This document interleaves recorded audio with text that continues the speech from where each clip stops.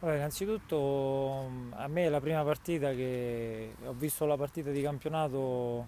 prima delle feste e quindi poi altri ragazzi non c'erano e quindi questa convocazione abbiamo fatto e in base ai ruoli, in base alla dinamica della partita e a un sistema di gioco che io ho cambiato, ho messo uno staccato dietro. Inizialmente stavamo andando in difficoltà, poi tutto sommato la partita l'abbiamo tenuta, anche perché loro una buona squadra col palleggio, quindi mettevano in mezzo in due sulle fasce, non era facile, però ripeto, nonostante tutto, nonostante che come dici te, nuovi innesti da 2-0, 2-2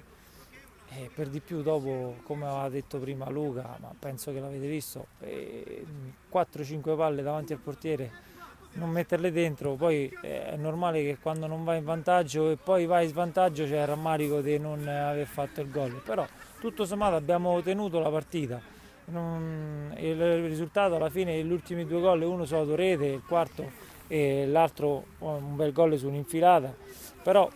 diciamo che la partita è finita sul 3-2 e dopo un'altra volta mancato il pareggio noi, 4-2 è finita la partita.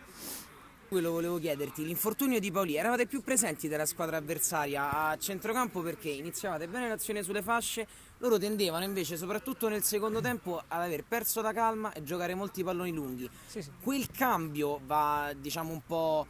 tagliato le gambe in un certo senso, più che tagliato le gambe ha fatto perdere qualche punto di È riferimento a qualche normale, sì, è giocatore. normale perché poi cominci a spostare uno che non è abituato a fare il terzino, lo chiamo terzino tra virgolette, ma oppure l'esterno largo e va in difficoltà. Avevamo trovato, come hai detto te, una quadratura giusta dal decimo, quindicesimo del primo tempo